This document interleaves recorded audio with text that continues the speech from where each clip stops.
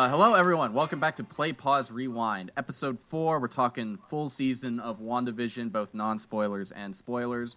We have just spent the last hour doing technical difficulties, and the solution to our technical difficulties makes no sense, and it's kind of upsetting to me. Niles, how are you doing this week? I'm doing all right, all things considered.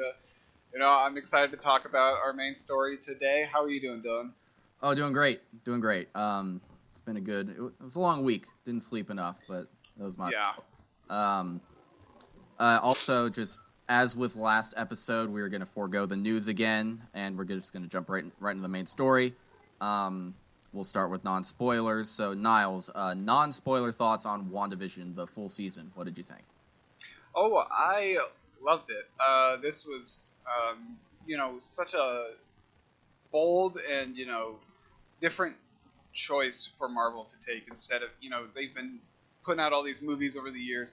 It's been, such a break from their standard format of let's put out this big blockbuster film, and instead it's this series. And I think it was the right creative choice on their end. It was, with the exception of the first 2 episodes there, I was not bored at all throughout this entire series. I was a little bit bored in the first 2 episodes just because it was a little bit slow, but overall, the series as it was wrapping up, I was just really impressed by it. I was, just blown away by the acting skills of, Elizabeth Olsen and Paul Bettany, and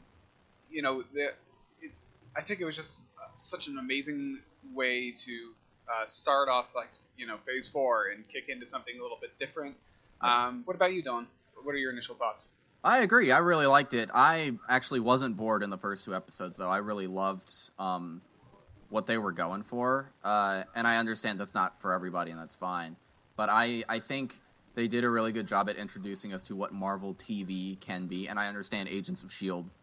was around. The Netflix shows were, in the loosest possible sense, technically connected to the MCU, but not really. Right. But I enjoyed how, similar to what The Mandalorian does, it is a TV show in this universe, and it plays like one. It's not the Netflix style of 8-hour to 13-hour movie that we've seen from, the more bingeable streaming shows. And I like that it leans into the TV format, because if you're going to make a TV show, why not just do that?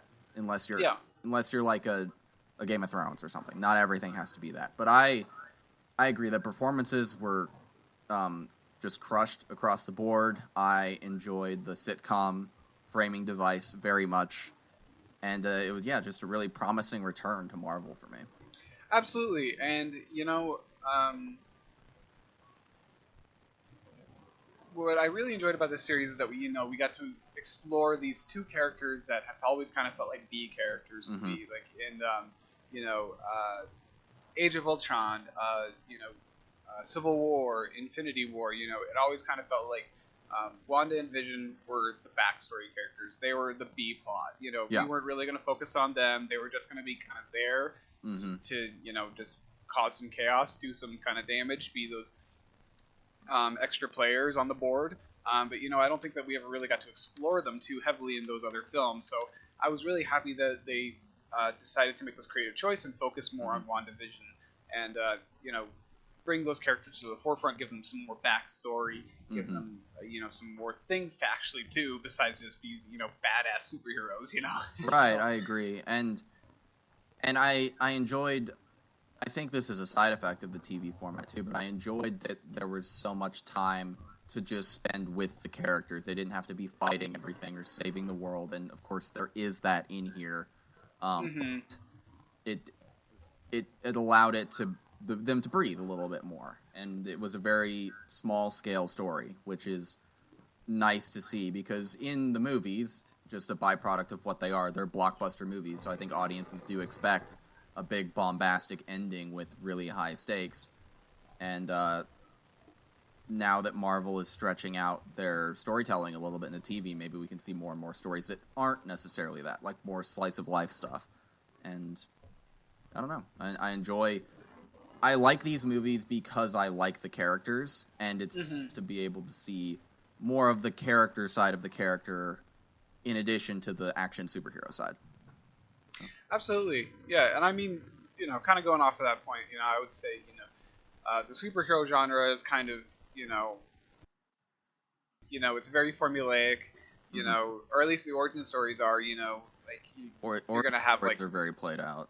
yeah, exactly. They're played out. You'll always have the protagonist. You'll always have the big baddie Hmm. antagonist that you kind of spot, at Yeah. least 30 minutes into the film, and you kind of already know how it's going to end. When you watch like, oh, Iron Man, I kind of already think I know what's going to happen by the end of this film. But that's the great thing about this show is like it wasn't always clear to everybody what was Hmm. going on. It was very different. It wasn't like here's A, B, and C. Here's how it's going to go. It was more like here's A and here's Z, and we're going to meet somewhere in the middle. So Hmm. um, I like how they broke that kind of formula of the superhero genre, and yeah, like just what you were saying. It's nice to see them stretching their storytelling abilities and Yeah. getting those legs going. Hmm. Do you think we should just jump into spoilers at this point so we can speak for? It is kind of difficult to talk Yeah. about the show without talking about the Yeah, spoilers. it definitely is. So I Yeah, let's dive in. yeah. So I would say my overall feelings after the finale were everything from the character point of view, character and relationships, I thought was stellar. Hmm. I thought that the finale um, ma- became less interesting than the show leading up to it. Yeah. With one big exception, which I will talk about later, but the fact that the sitcom premise is all but abandoned at the end of the show was kind of disappointing to me because it ends with like two witches flying around in the sky throwing magic balls of fire at each other, which it's fine, but I think they could have done something way more interesting by using the premise of the show for Hmm. that confrontation. Yeah, no, that's an interesting thought. Maybe there could have been like, even some newscaster, kind of documenting the fight or Mhm. something, and that could have been broadcast like over the world or something. That could have been like the Yeah. version of I it, was but thinking I don't know. too, like Wanda has the ability to manipulate what's going on in this hex. We have the sitcoms, the different era of sitcoms through the show. What I think would have been really cool is if Wanda and Agatha's fight is included like Wanda manipulating their surrounding and they're in a sitcom environment. And the way she beats her is like, oh, Agatha's anticipating this certain sitcom trope is going to happen, but Wanda's using a trope from a different era of sitcom, and that's how she outsmarts her or something like that. Oh yeah. Bit of a half-baked idea. I'm not sure how it would work, but something that doesn't abandon the core of what was making this show so. The sitcom is not the core. Sorry, Wanda and Vision are the core, but the framing device that was making the everything up until episode 8 so intriguing to me. It was just sad to see that go at the end. Yeah, I can understand that, and I can agree with that to a certain extent. What I would say though is that it's kind of difficult to try and find Yeah, a way to incorporate it back in. Yeah, but it could have been definitely interesting. If they and we would found a expect a way. lot from the audience to be able to Yeah, understand that like it could. nuance, but Yeah, yeah. I'm like trying to picture in my head how you could have like incorporated that in an interesting way. yeah, I Um, don't even know how you would do it. It's just yeah. I and which is probably why they didn't. Um, Hmm. but yeah, overall the show is great. I think, Absolutely. um, Yeah, like you were just saying, it had consistent and meaningful characters all throughout the show. Not even just in Westview itself. Outside of Westview, mhm, there with like Jimmy Woo and Monica Rambeau. Darcy and Monica and even Hayward. Those were some interesting characters, and it's like I'm glad that we got to see like them bring some people back from the past films and incorporate them, and they all had like a good chemistry together as well. They did. Their little Um, story was fun. yeah, so they had some good characters throughout, and there was tons of Easter eggs throughout this series as well, which I definitely don't. I'm not looking for them, and I don't have like the closest eye for detail sometimes. But when I do see those like screen captures, or someone kind of points it out, it's like, oh my god, I didn't even notice that. Yeah. Like the image of like what was it? The prison where they were being held at was like I think it was Oh, on the Hydra prison. yeah, the Hydra prison. It was like in like the first episode, it was like, like, what's that technical term? It was just kind of there on like the shutter between like the kitchen and the dining room. You know that area? I'm pretty sure that's where it was. Oh, the opening to the Wait. Yeah. Like I'm having difficulty with words today. But the where the kitchen opens up to the family room in the there was some kind of technical term for that. Mm-hmm. An opening. Well said. Yeah, and just like small Easter eggs like that, because we got to see that small little image like spliced in there on top of the film, and it's like, oh, interesting. And I did not realize. So the Hydra prison was composited into the first episode, like when they had Vision's boss over for dinner.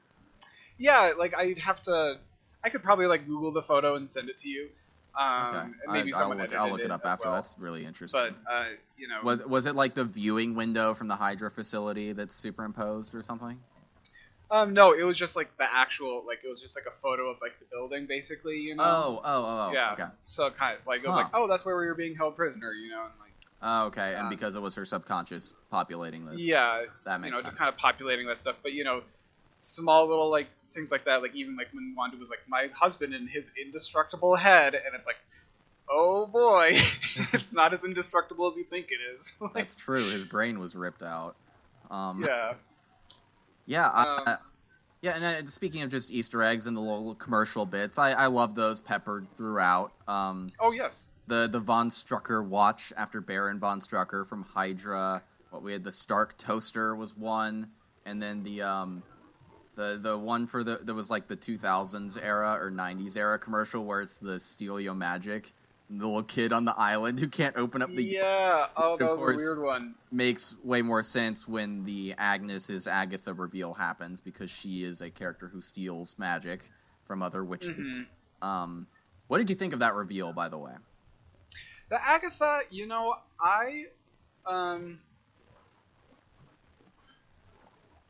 I didn't really have a problem with it. Like, when I'm looking back on it, I really don't have a problem with that. I liked it. My kind of issue with it was that it was just a little predictable, Like, yeah. Right from the get-go, you're kind of introduced to Agnes, and she's in every single episode, and, of course, Disney isn't... Like, this show is also made for kids, It's not just for, like, it's for Marvel fans of all ages. To the same degree that every Marvel thing is made for exactly. kids. So it's like, it can't be, like, overly complex, where it's like, oh, it was Dottie from episode 2. She's the villain, It kind of had to be someone that was going to be there consistently. A present force that we knew as a character. Exactly, because like it couldn't be like hidden away, because the kids couldn't figure it out, and the kids would be really confused, Right. So I was just a little disappointed that it was a little like on the nose, like, oh, it was always just the nosy neighbor, But overall, I think Agnes was, kind of the perfect choice for the villain for this series. Of course, we needed to have, a witch versus a witch, finally, with all the magic that's in this universe, and the fact that the Wanda is the Scarlet Witch. It's like, yeah, we need like a witch battle at some point, so I'm glad that we got that. It was, and while I thought the final battle itself was kind of bleh and boring, the one element of it I did like was that when it looks like Wanda is missing her shots, she's laying down those runes on the walls of which is, it's super basic storytelling stuff, but a shocking amount of filmmakers just don't do it. It's like, this was set up in one episode, and Wanda used the knowledge to pay that off in a later episode. And it's like, yay, you did it. You did the storytelling. Yeah. How did she know how to make runes? I don't know. I don't really care. Oh yeah, we don't need to know all that. No, it's not that. It's like I know the internet is going to nitpick the shit out of that detail, but I don't care. No, yeah, like I thought that was like a very clever way to incorporate something that we've already learned about this universe from earlier, and it's her big old hex. So why can't she, throw down some runes and stuff? That was a super neat thing, and did you like Agnes as a character? I did. I liked her. I thought it was maybe a little overdone when she's revealed as the villain, and all of a sudden her hair is all super crazy because she's a witch.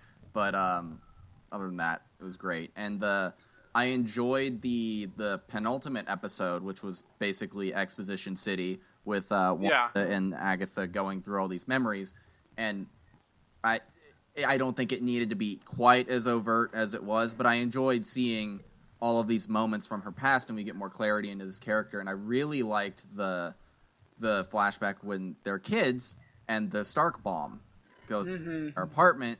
One, because we get to see that thing that we're told about in Age of Ultron, but two, because it and this goes into Scarlet Witch's history as a character in the comics. From what I understand, her power set has changed quite a lot. She has hexing powers, or maybe I'm getting the order wrong, I don't know. But she has hexing powers, which everyone's like, what does that mean? We don't know. She can manipulate probability is one of the other ones, which I think is what Agatha was getting at in that scene, was that Wanda always had some abilities, and she manipulated the probability of that Stark missile so that it would go off. Because Stark tech works. That bomb would have gone off. Like, he's good at his job. It would have worked. So that was kind of neat. And then it seems like the Infinity Stone, it's the Mind Stone in the Scepter, like, amplified her powers or awakened the Scarlet Witch or something within her. Chaos magic, which is, I guess, what her powers are now. Yeah, and I'm interested to learn more about the chaos magic. You know, that's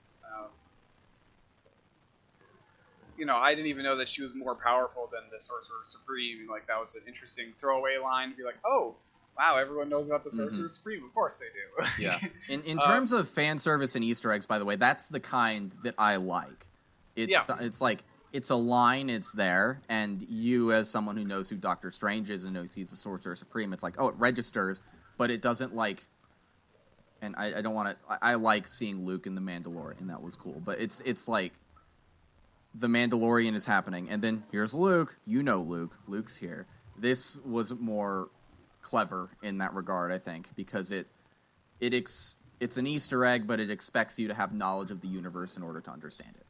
Absolutely, yeah. And I mean, you know, I'm just kind of circling back to, like, the episode 8 and the commercials as well. You know, with the Stark bomb not going off, it's like, you know, the Stark toaster was in, like, the first episode, you know, and like, it was like, oh, that's very interesting connection, like, that, like, these little pieces of, like, the commercials are, like, so just kind of ingrained with, like, you know, the things that are going to go on later, you know, those historic life events, her memories, you know, that's what those kind of commercials were talking about at the end of the day.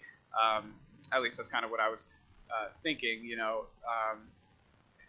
You know, it was just kind of like small little Easter eggs like that, small little things, like, it just made it really beautiful to me, honestly.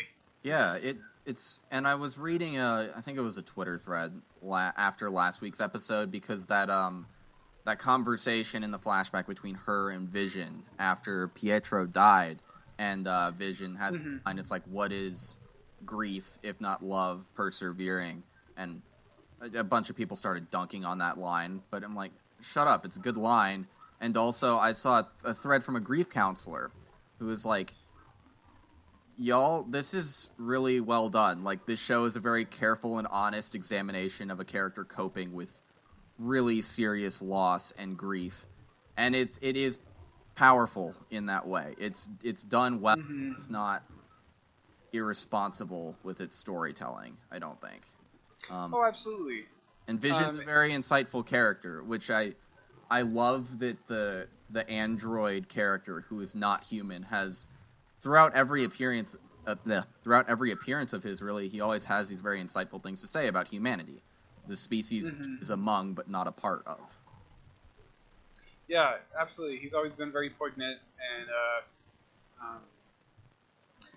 you know, leave it to, you know, an android, a human-like android, to put things into a good perspective, you know, and I feel like there's always been characters like that throughout fiction, you know, with, like, especially in Star Trek, you know, like Spock and, what was that other android on Next Generation? Well, it was Data.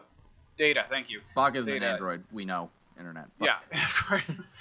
But, you know, androids, you know, they've always kind of had that, like, objective point of view, and it's nice that, you know, they were able to give that to Vision. He was able to kind of bring that wisdom to life. And I guess we can't talk about Vision without talking about the ship of Theseus. Yes, I'm glad I was going to go to that. That is the part. Totally.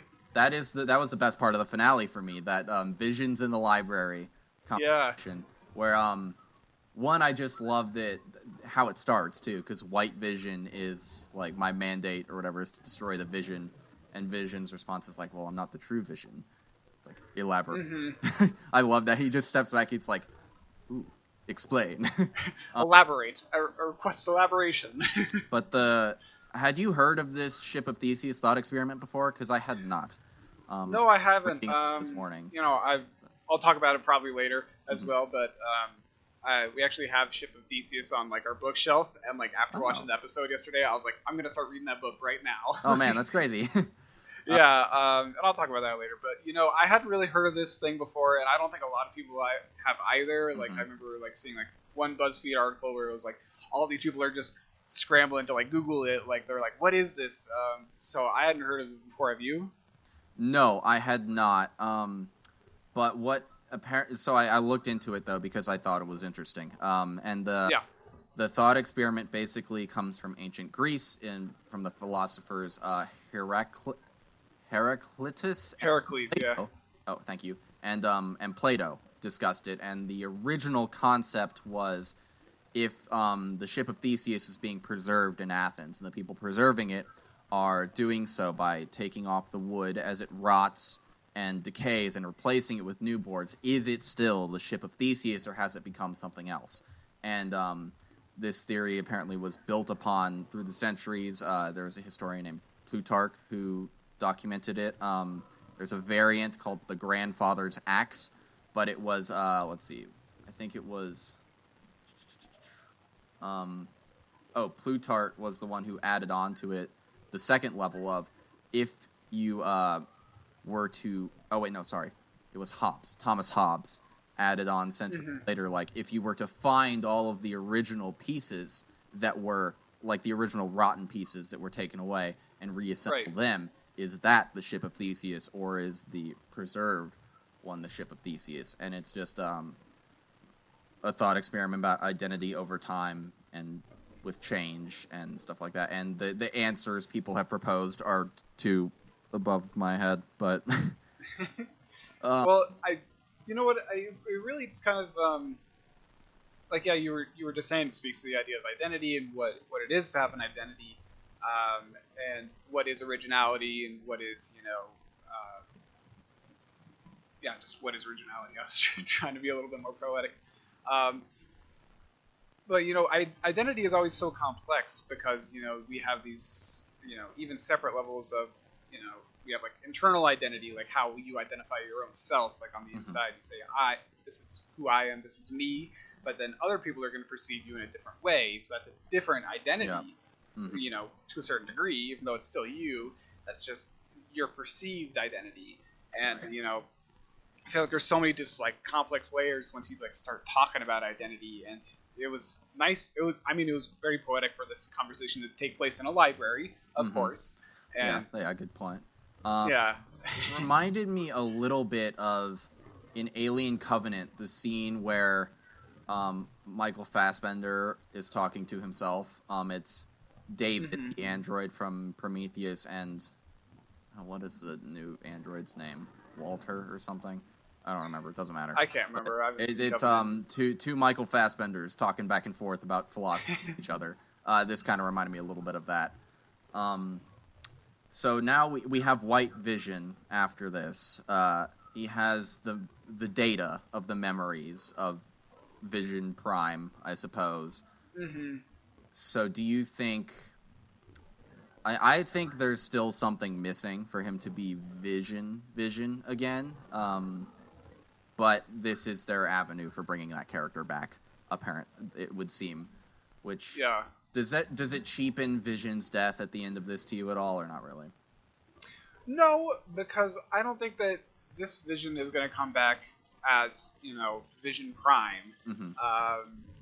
This, because I think in the comics, if I'm remembering right, White Vision came back, and he's a very emotionless, calculated version of Vision, who's not like, you know, he doesn't have like the same regard for humanity as probably the original Vision did. And I think that's probably going to be the case this time. Like, Okay. yes, so he'll have the memories, but not the emotional connection, and maybe exactly. Yeah, that's my prediction. Over time. Okay. Yeah, he'll have like a good memory of everything that happened, and he'll recognize people, and he'll say, oh, you know, that's, you know, Wanda and stuff. But I don't think that he'll have any emotional attachment to her. I think he's going to be flying off doing something else, and that would explain why he left instead of help. Yeah. Okay, I can. Yeah, I'm excited to see how it comes back and what he looks like. I was a bit disappointed that, you know, there wasn't like a sliver of Ultron living inside of him, but, you know, that's okay. Yeah, I think we'll talk. We're talking about fan theories a little bit later, so I think we'll get into that. But I think I also theorized like, ooh, I bet this is gonna be more Ultron, but. In fairness to the show itself was not hinting at that. That was just an idea I had because I knew there is Ultron in the makeup that is Vision. So it was just an idea. And I think we'll have to talk a lot more about that in the fan theory segment at large. Totally. There's a lot of that going on. But I guess while I think both of us are overall very positive on the show, there were a couple disappointments, I would say. I've outlined my main one already, but what about you? You know, I think my main one, aside from like, you know, the first 2 episodes being like a little slow for me, and maybe the black and white had a little bit to do with that. Like, I don't really like black and white shows. Okay. But that's just me. You know, I think one of the things that I was disappointed the most with was Evan Peters' character coming back as Quicksilver there. Ralph Boner didn't do it for you? Yeah. Well, I appreciated that joke, and like, you know,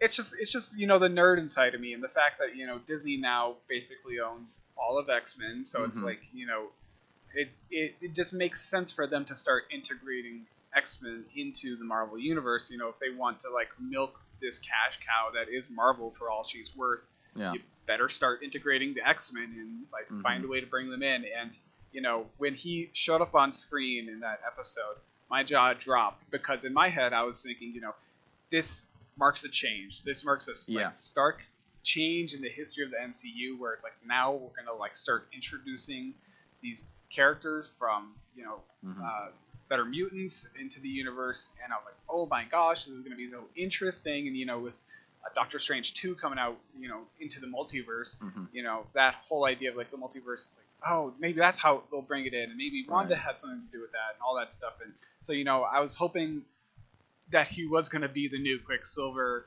Doesn't seem like that's going to be the way, of course, because he's just an actor in the show. Yeah, I mean, it could be. I have seen theories since then, and I think with all theories you have to be careful.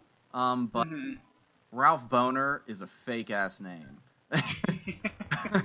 I have seen theories that like this is Peter Maximoff from the X-Men universe, and maybe he was the missing person in witness protection that Jimmy Woo was looking for.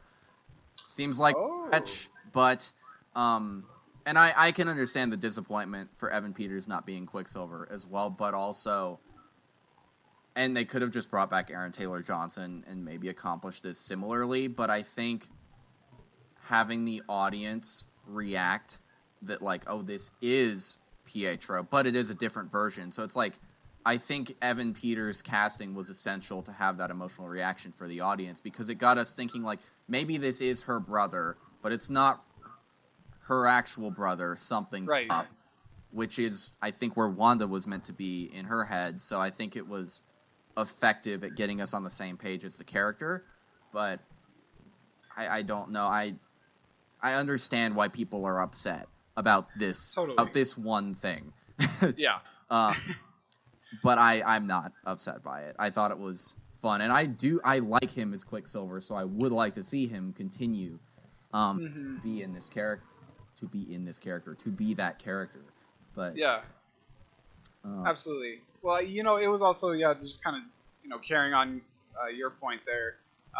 It totally threw me off the scent of like looking for who's the real villain in the show. You know, like as soon as he kind of came on the screen, that was kind of all I was focused on. Was like, how are we gonna get like him to be the permanent Quicksilver? How are they gonna like integrate the mutants? And that's kind of what I started focusing on. So then kind of Agnes definitely fell to the back burner, and I think that's also like you were just saying, that was part of the plot. That's what they were trying to do, was throw you off the tail and kind of bring about that same confusion that Wanda was experiencing. Because everything around that character was a bit meta, too, because I don't know if you remember, but in the Halloween episode, when he walks off, Wanda, like, has a thought, and she's like, Kick-Ass. And the movie Kick-Ass stars Aaron Taylor-Johnson as Kick-Ass, and Aaron Taylor-Johnson was her brother, Pietro, in Age of Ultron. It also stars Evan Peters as Kick-Ass's friend. So there was a lot going on with that. But initially I was excited about X-Men Quicksilver coming in, and I still am, honestly. I like a lot of the X-Men cast and would like to see them show up. Me too.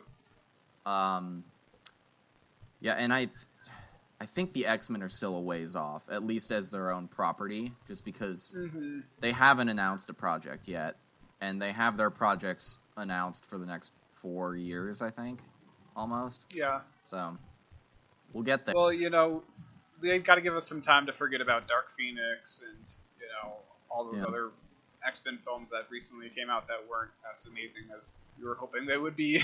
You needed time to forget about Dark Phoenix. I forgot about it, like, when I got to my car. It wasn't even that. It wasn't even, like, terrible. It was just... It was forgettable. Like, it was just... I didn't even see it, so... I did. I wanted to give it, like... Because a lot of people really hated Apocalypse. I didn't. I thought Apocalypse was fine. The boring villain didn't help, but... Yeah. Shocking to me that Apocalypse is Oscar Isaac. What a waste of his talent. Yeah, like, I thought that movie was fine. Like, it wasn't, like... It was a good Neo movie for me. Yeah. And he's the most interesting character in that prequel saga, so... That's... Yeah, of course.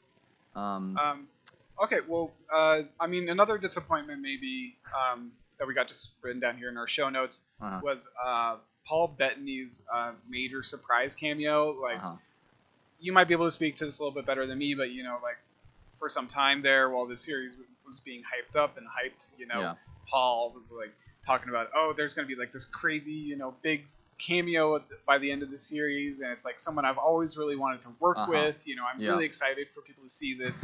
And then it turns out to just be Paul Bettany. Yeah. Yeah, so in an interview, like you said, he mentioned that he had the opportunity to work with an actor he'd always, like, loved their work and wanted to work with them. It turns out it was just him. Yeah. I think this is hysterical. I think it's so funny. And he had to come out and say it because people kept speculating. It's like, ooh, I wonder if it's Reed Richards or if it's Hugo Weaving or whoever else. And he was like, look, it's me, guys. There's a lot of speculation around it. It was a joke.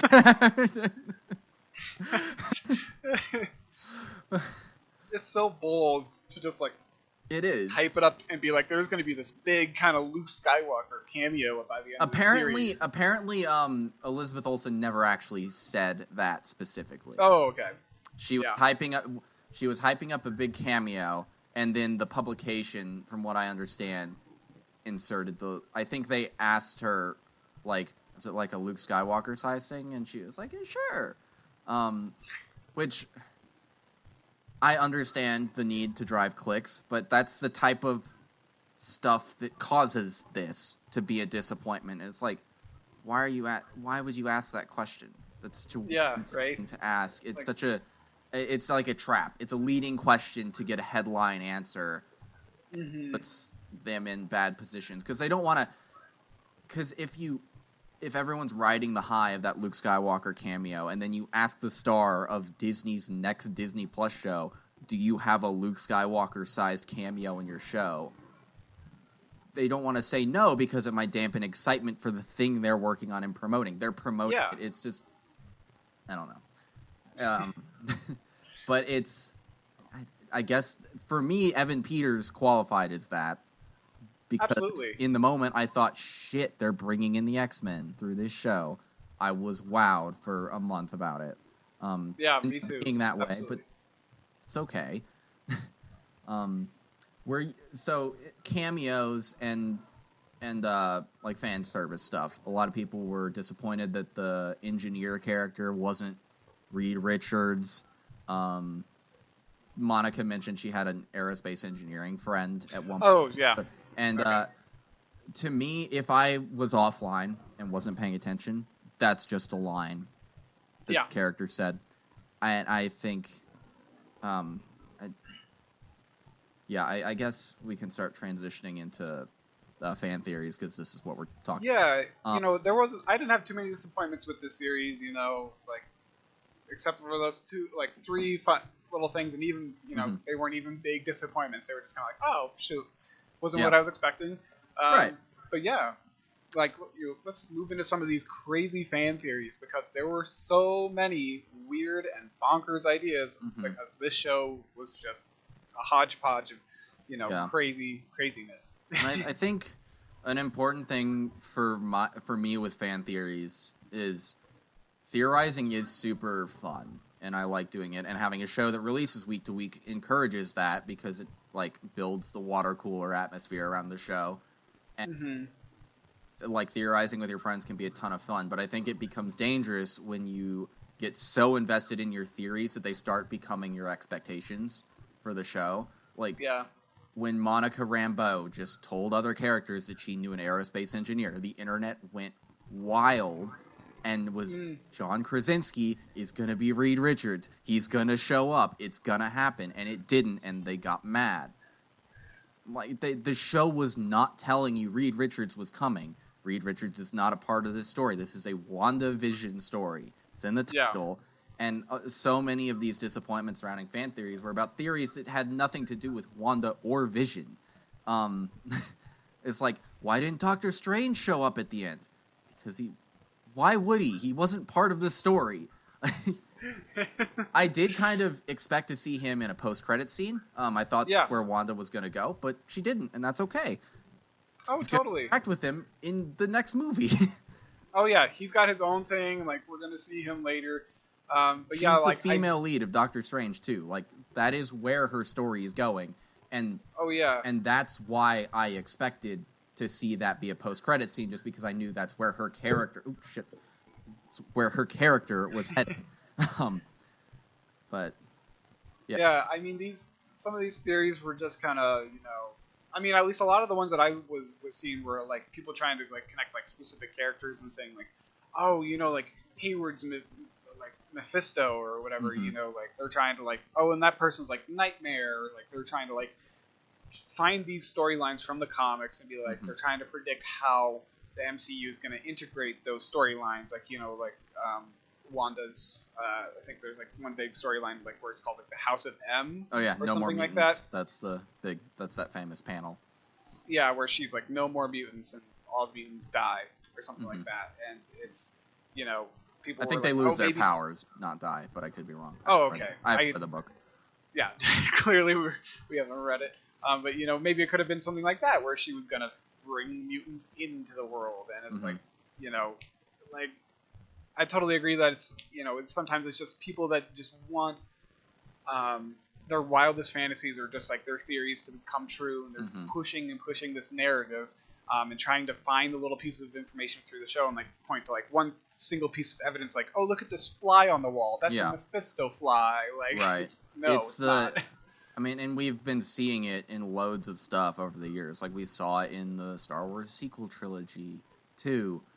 We see it in Marvel, in Game of Thrones, all of these things. Like, and it's like it's a pocket industry theorizing on upcoming projects. And I think the just sheer inundation of content of people basically saying the same shit over and over and over again creates a feedback loop where fans start to think this is what's going to happen. Yeah. And it leaves people unsatisfied when the actual property comes out, because people have lost, not everyone, a lot of people have lost the ability to just go in to a story, understand what the story is showing you, and like embrace that and understand. It's like the show told you pretty upfront what it was about. It was about Wanda and Vision and the sitcom thing, and something else is going on. There is some mystery.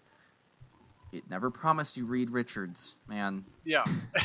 It never promised you the Fantastic Four, or the X-Men. And there was some sleight of hand and deception with Evan Peters. I'll grant you that, but that could still lead to something later on. You don't know. Absolutely. Yet.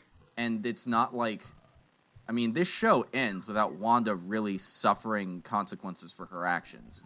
I think that was deliberate because it's coming later on. Those people were not fond of her when she flew out of town at the end. She's got a storm brewing. Yeah, and I saw a theory online, and I wish I'd screenshotted it so I could credit it properly, but that is how the term mutant will enter the MCU, is it becomes like a slur for superpowered people in response to animosity towards Wanda in this series. That's a good theory. I like that. Mm-hmm. And it would add the element that I've always been worried about is like, why are people discriminatory against mutants when they love the Avengers characters for saving them so much? It's like, maybe this is why. Maybe sentiment around superpowered people starts to shift because of Wanda did in this show. I like that. That's a good idea. Yeah, and that'll also speak to like how the universe is changing and how public perception of supers is changing. Like that would be a very interesting thing to explore because for so long the Avengers have been heralded as the best that Earth has to offer. So except for that one time where Sokovia happened. Yeah, except for that one time. Yeah, and all that other stuff, but that's okay. Yeah. Did you think Hayward was anything? No, I really didn't. I didn't think that he just maybe he was like a Skrull, but I was never really thinking that, because I don't think that the Skrulls are really we know their motivation now, so I wasn't really ever. Well, some of them. We do have Secret Invasion coming up, but we'll talk about that in a little bit. Oh, yeah. Just the last time that we saw Nick Fury, he's on the ship and he's kind of one of the Skrulls now, and he's just chilling and he has them on Earth pretending his to little be him beach and projection. Yeah, it's oh, that's super cool. So if he even was a Skrull, it was who gives a shit? I didn't really think Hayward was going to be anything. I thought he was just kind of a big bad, government character that they always kind of need in the film, like Robert Redford or somebody else. Yeah, I thought there was potential. He was somebody in disguise, working for someone. But once the Agnes is Agatha reveal happened, I kind of stopped thinking about that because at that point in the show, a little late in the game to introduce a second big bad, and he was just a government crony who's bad and was willing to shoot children. Yeah, that was a dark character turn. It was pretty shocking. I didn't, and I misread him because I was, and I may have even said this in our first episode, I didn't think he was actually evil. I thought he was just a useful idiot, just being doing his job and just crossing some lines a little bit. But no, he is a straight up bad guy. He's just a straight up asshole. WandaVision. Yeah, that definitely cemented his. It's yes, you are a villain. You're not a hero at all. Yes. None of your bringing Vision back online, you cannot justify that now. No. You were a horrible person. Yeah. But yeah, I mean, there wasn't a lot of fan theories that I really believed, or I didn't really throw myself too heavy into them because I don't know what to expect from this show, so I didn't really want to get my expectations super high. I didn't even watch episode trailers. I don't know if you watched them or not, but no, I don't think I really ever did. I was I just want this to be a nice, thing that I'm going to watch on Saturday morning. This is going to just be a nice thing to do. After I over-theorized with Westworld Season 1, I decided I'm not going to do that anymore. I'll very lightly engage with the weekly discourse, but I'm not going to sink too deep into theories because it does kind of ruin some of the fun, I think. Yeah, a little bit. Yeah, I mean, let me ask you this then. Do you think maybe the fan theories built up people's expectations too much for the show? Yeah, I do. I think they always do for anything. I mean, when speculation becomes expectation, you will always be disappointed, I think. Yeah. Always. Because it it just puts you in a headspace that's not necessarily in line with what you're watching, and the more you theorize, the more you're going back and forth with other people, the more separated you become from the actual material of the show or movie.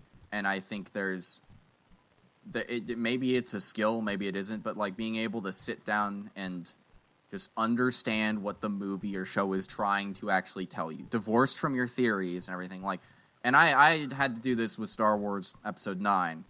And when we ever talk about the sequels, I'll talk about it. But and I've told you multiple times, I needed the movie Episode 9 to do two things. It's like I went thinking this is not going to be as good as 7 or 8.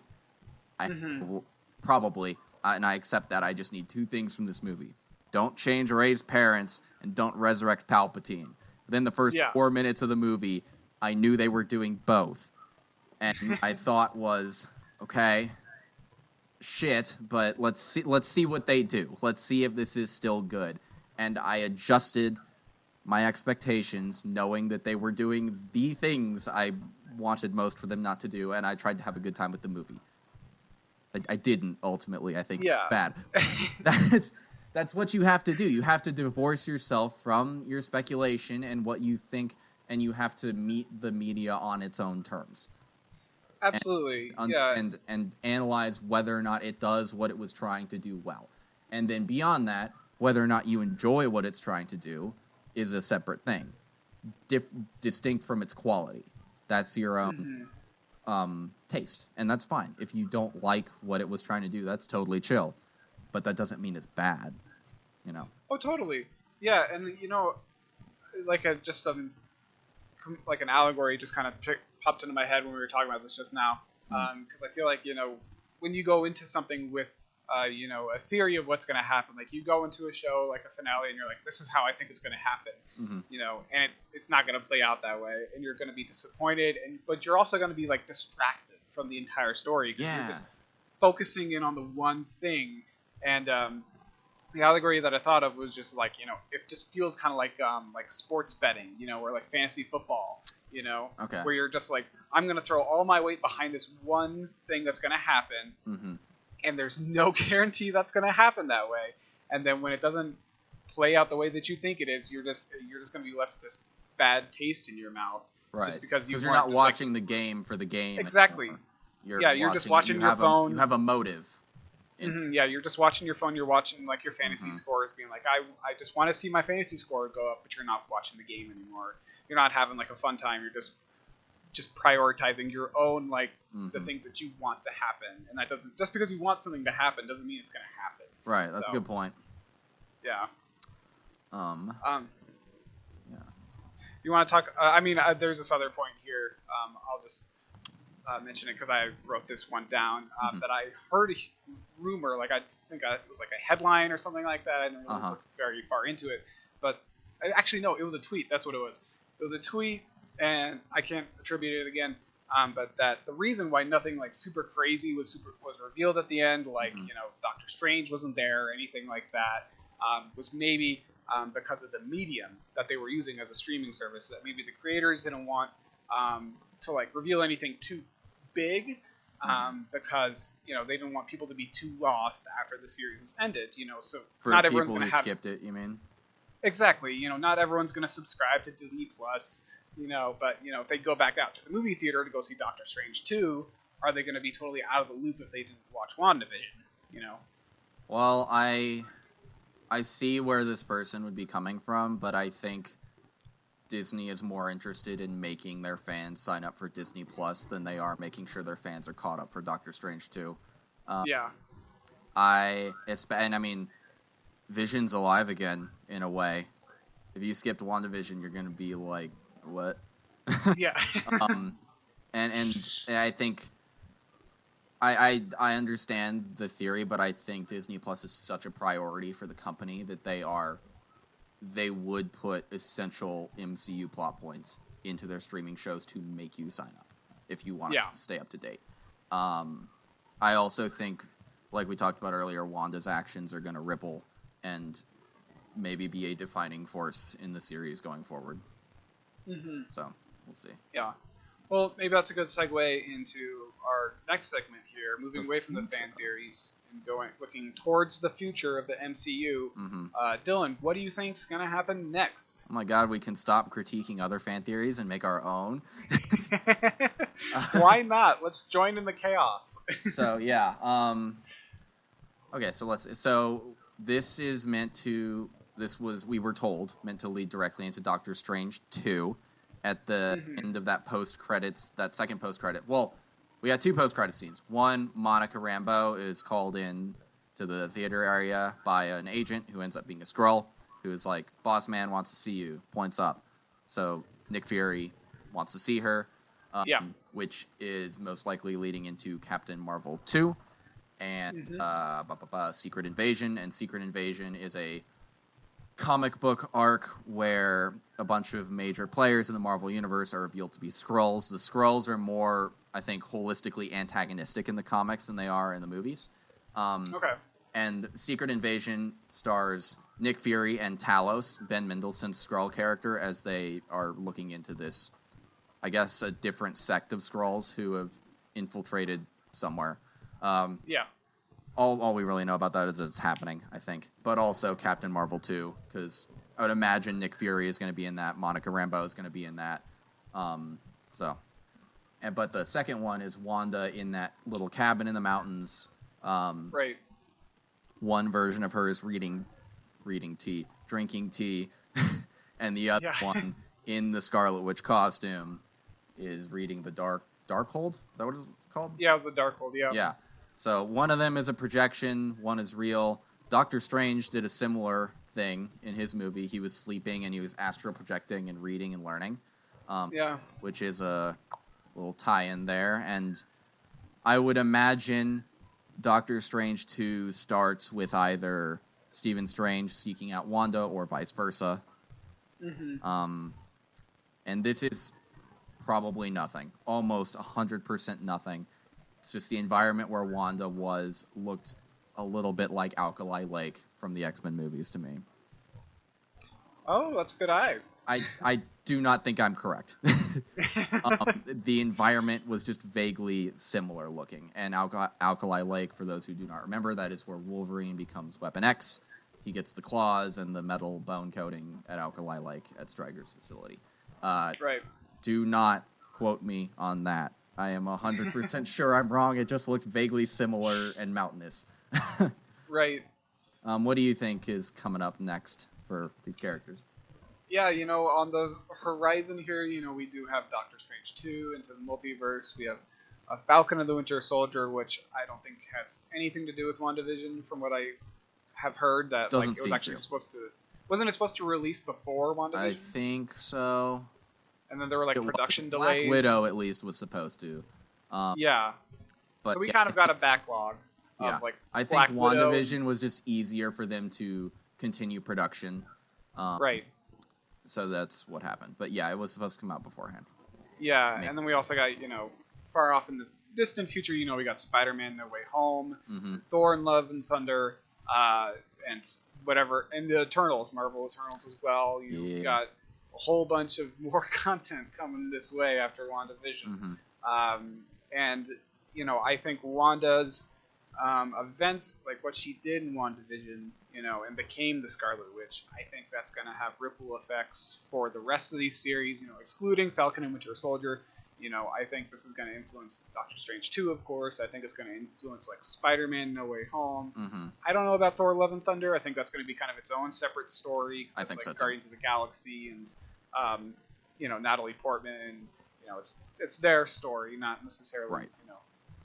I think that's going to be a little bit You different. got Guardians 3 at some point as well. I don't know if you said that. Yeah. And I don't think that'll be affected by this either. Yeah, but I agree that, at the start of Doctor Strange 2, probably within the first 30 minutes, it's going to be, Scarlet Witch somehow, just breaks something with the universe, breaks something with the multiverse, and then Doctor Strange is, seeking her out to, figure out how to fix it or something like that.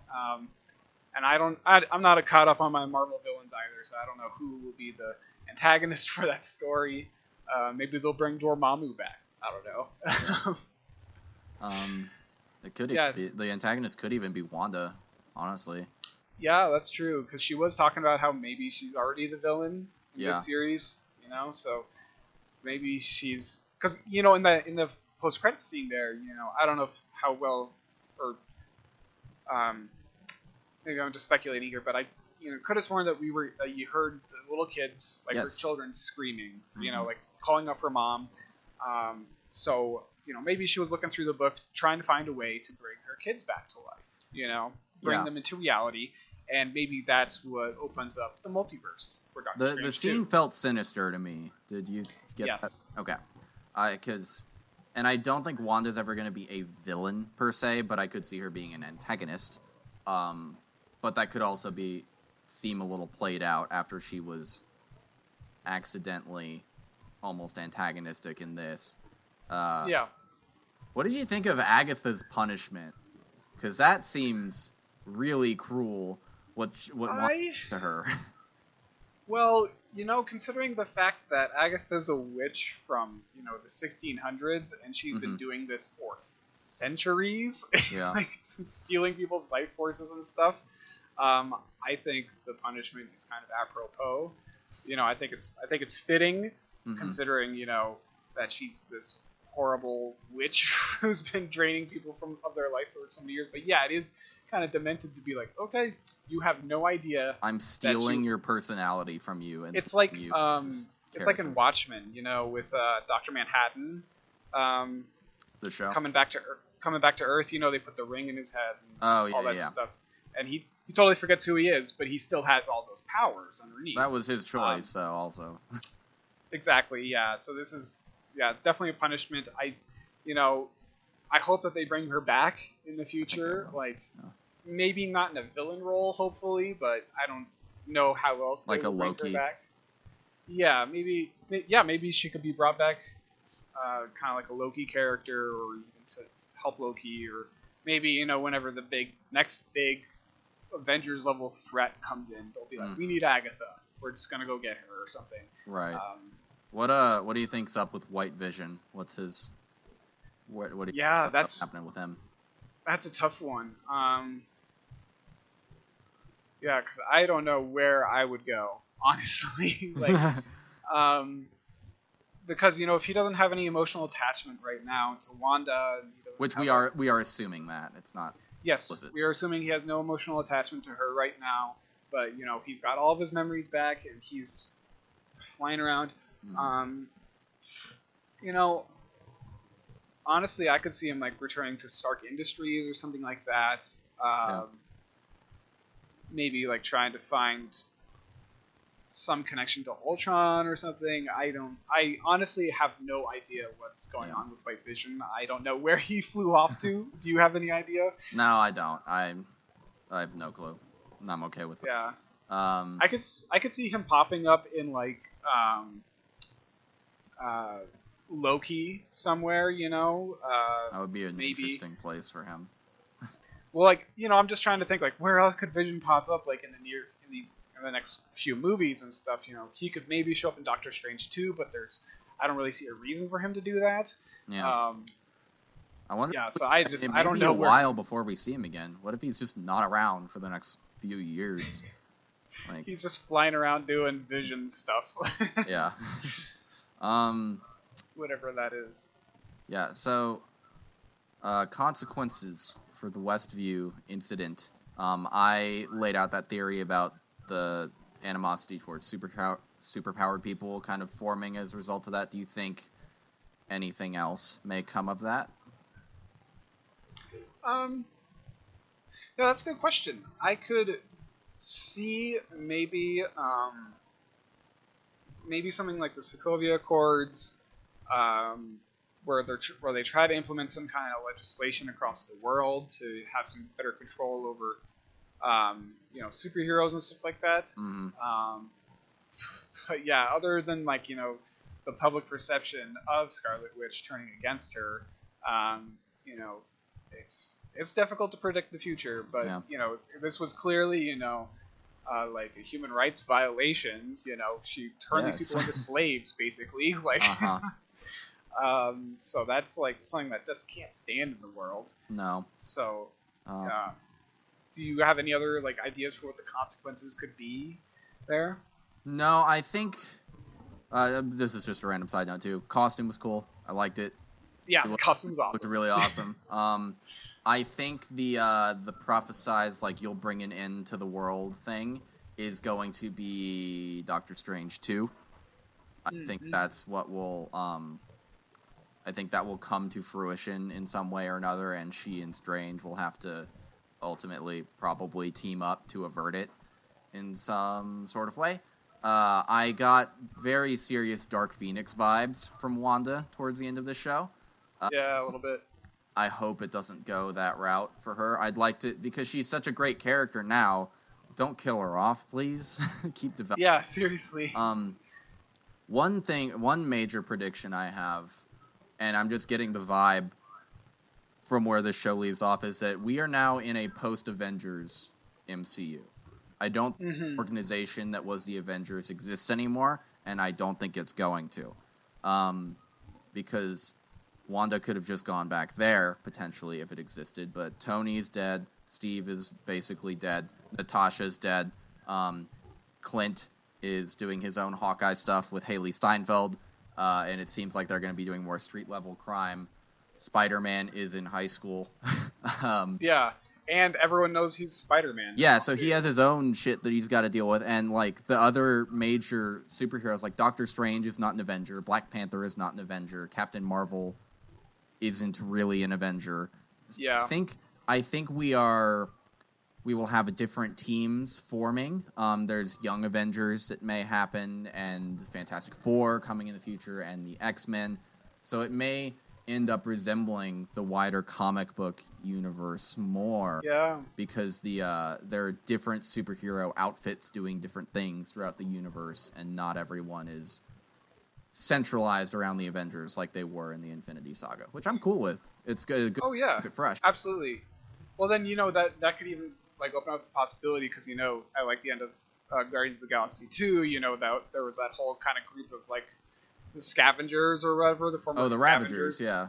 Yeah, and they were all like, "Oh, we should get together and hang out again. Like, I miss you guys so much." And yeah, it's like, Stallone. Yeah, exactly. So it's like maybe we could see that group of people again, But I think that definitely speaks to your idea of the different teams kind of forming there. I think that's a good observation. And just because I'm just gonna keep talking, sorry, but like because we brought up Spider-Man there really quick, and if you did watch the post-credit scene of like that film, you know that.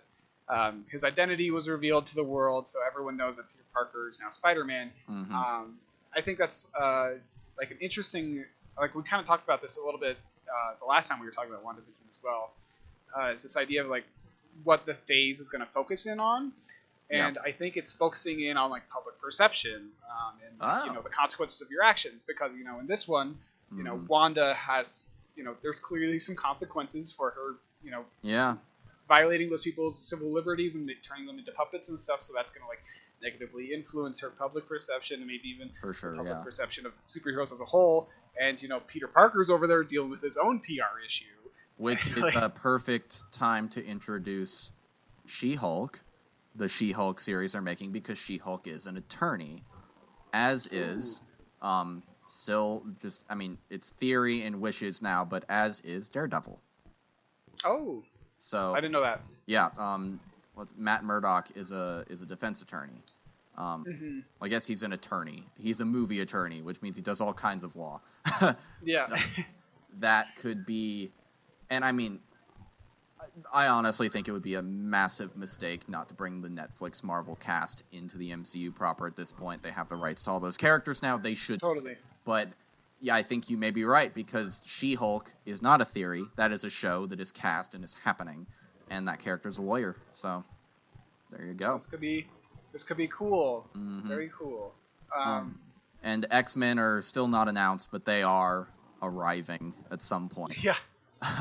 And I was thinking about the X-Men yesterday, and I had a thought about Magneto, and I realized Magneto is not, unless they do a time travel thing where they pull the characters out of time, Magneto is not going to be able to be a Holocaust victim anymore. Because he would be pushing 100 if he was by the time the X-Men are brought into the MCU, because also the MCU is 5 years ahead of real time now. So the Marvel Cinematic Universe is running in 2026 time, and World War II ended in 45, right? Yeah, so he would be super old. And Magneto is typically presented as like 10 to 12, I think, in his concentration camp days. So they're going to have to come up with another horrifying historical event. Not come up with one, but assign his backstory to a different one, or come up with a fictional one.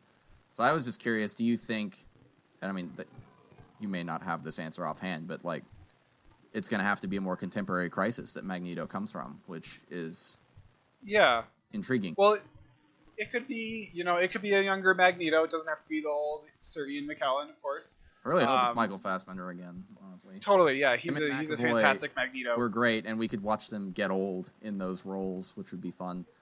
Exactly. So, I mean, the thing that's coming to my mind would be, like the first Avengers movie, like the attack on New York City. Perhaps that could be the big contemporary event that traumatizes him. If we're trying to come up with one. But he hates humanity, though. He hates. So it'd have to be a human-caused conflict, and I think it has to be an atrocity comparable as you can be to the Holocaust, like a true display of humanity's evil. That's a tough one, because like the only thing that I'm thinking of is like maybe Vietnam, where we were like firebombing the forest with napalm, but I don't know, like there's so many war crimes that happen like all the time, so it's but difficult to find one. It opens up an element of Magneto's character. It's like he doesn't have to be a European dude anymore. He can be totally. But it was just a thought I had, because I think people have realized for a while that there is going to be a time when Magneto being a Holocaust victim just isn't viable, because we're too far from the event, especially since Magneto is usually depicted as in his like 50s or 60s. Yeah, right. But yeah, that's gonna be a thing. Now that'll be an interesting thing. However, they integrate them. Well, let me ask you this. Kind of circling back to WandaVision a little bit. Agatha talked about the prophecy of the Scarlet Witch. Yes. And what that is, and like how she's kind of like this harbinger of doom. So my kind of question is, do you think that Wanda, moving forward, possibly in Doctor Strange 2, or future along the line, if she does become an antagonist, do you think that she will fulfill that prophecy of her being, the person who sends everything to hell? I think she will either not fulfill the prophecy and she will avert it, or the doom that Agatha speaks of is not necessarily as we understand it. It may be a splintering of the universe into the multiverse. Like changing the fabric of reality rather than destroying it. But I don't think they're ever going to go full villain with this character, nor do I think they should.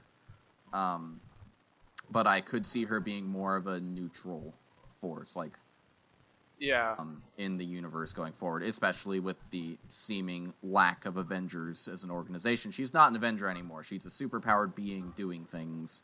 Who knows? Absolutely. What do you think? You think she'll bring the doom of the universe? I think it'll be kind of what you were talking about. I think it'll be like a line where she does fulfill the prophecy, but it's not how we are like initially explained the prophecy. It'll be like, she opens up the multiverse, but maybe it's like at the cost of like some people's lives or something like that. Maybe it's something that's like kind of like it could be like an apocalypse thing, but the word apocalypse, if I'm remembering right, it doesn't actually mean like the end of the world. It means more like lifting the veil and showing something behind it. Okay. The four horsemen of the apocalypse are not like bringing chaos and insanity to the world. I mean, of course they are, but like it's more just yes, this is the afterlife. You guys are fucked, kind of deal. Yeah. If I'm remembering that right, I learned that in like one of my lit classes way back in the day. So it's probably some whole kind of illusion thing where it's going back to that whole idea of perception. For this phase, it's going to be like an illusion where, yes, she maybe fulfills the prophecy, but not to the full extent that we're imagining it. Okay. To be. Neat. But there's still a lot of content to come out, so anything can happen. Yeah. So do you have any more thoughts on WandaVision? Or overall opinions, I guess, to close it out? Yeah, I mean, what I do like about this show is that, I think anyone from like any generation can really find something to enjoy in this show. Mm-hmm.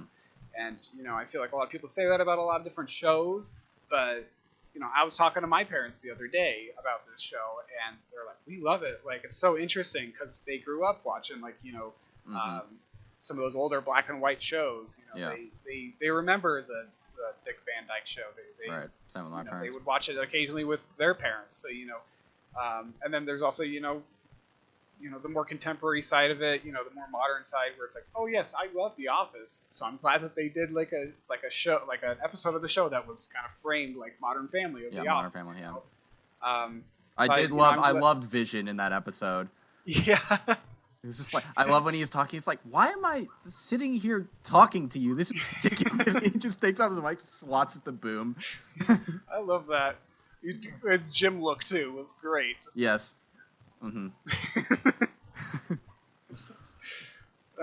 But yeah, I mean, that's what I'd say. It's a fantastic show, like, through and through. You're not gonna love it 100%, but that's okay. You're gonna find something you love about the show.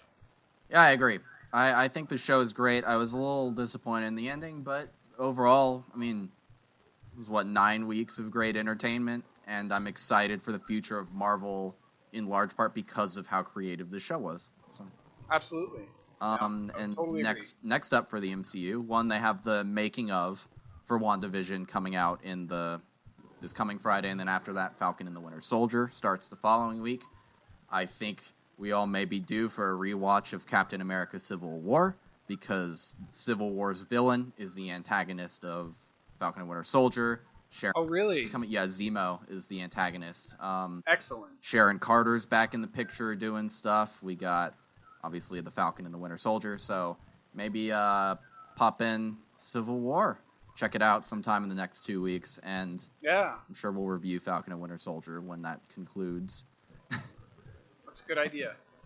But, so moving on from WandaVision, any other stuff you've been watching or reading or playing?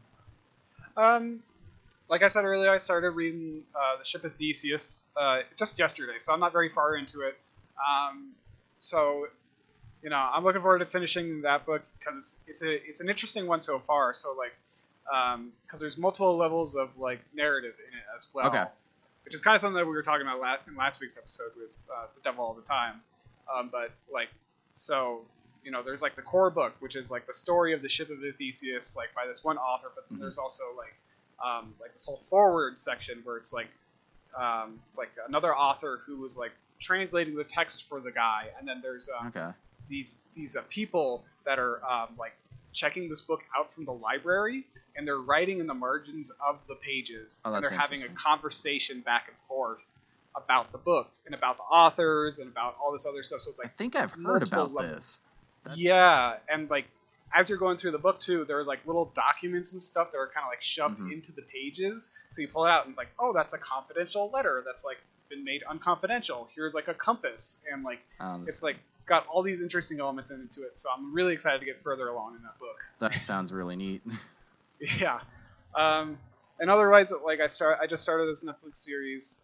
It was like, I think it was Murder in Mormon Country or something like that. Okay. I haven't gotten very far in it. It's one of those Netflix docu-series, crime. I don't know much about Mormonism, so I was like, I should probably learn a little bit more. But it also talks about like these suspicious murders that happened, in a close association with the Mormon Church. So Okay. I've only like one episode in again, so I'm not very far in, but I'm looking forward to getting more into that as well. Very interesting. How about you? What have you been reading or watching or doing? Yeah, so I started reading the Star Wars High Republic book. Pretty good so far. Enjoying it. Nice. Not usually blown away with Star Wars books, but I've been really enjoying this so far. It's set like 250 years before the movies, and it's like this big crisis that happened. Like some ship that was traveling through hyperspace hit something and just shattered, sending debris all over the galaxy, and it's like wrecking planets, and they're trying to figure out how this happened, why it's happening, and if there's something they need to do about it. About 140 pages into that so far. Enjoying it. I also watched the movie Gifted Thursday night. It's from 2017. It stars Chris Evans, Octavia Spencer, and Jenny Slate. And the premise of it is Chris Evans is the uncle of this little 7-year-old girl who is just a complete mathematical genius.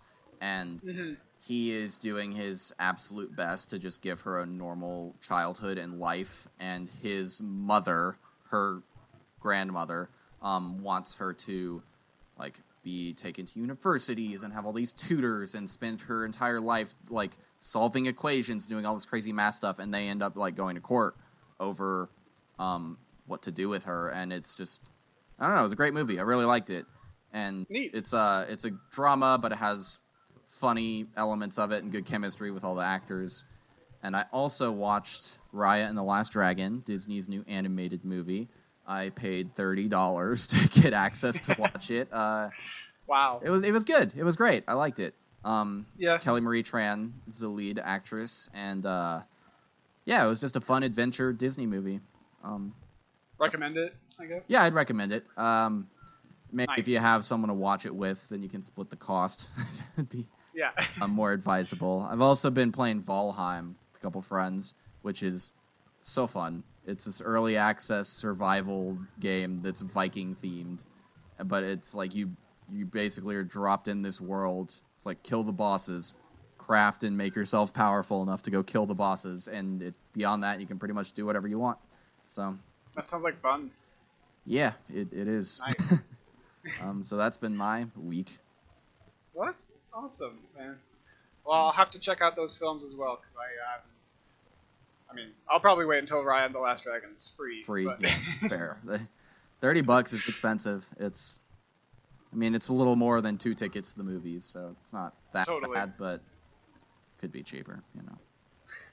But I'm not going to the theater to watch it, so Maybe one day. maybe one day. All right. Well, do you have any other thoughts or anything you've been looking at?